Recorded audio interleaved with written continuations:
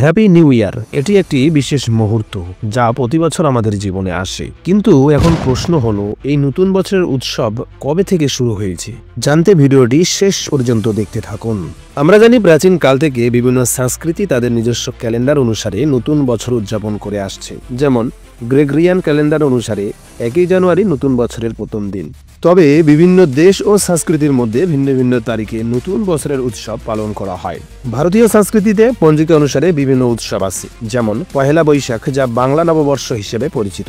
এটি এপ্রিল মাসের প্রথম দিন উদযাপিত হয়। কিন্তু হ্যাপি নিউ ইয়ারের প্রথা মূলত পশ্চিমা সংস্কৃতি থেকে এসেছে। 19 শতকের শেষ দিকে বিশ্বজুড়ে এটি একটি জনপ্রিয় পালনে পরিণত হয়।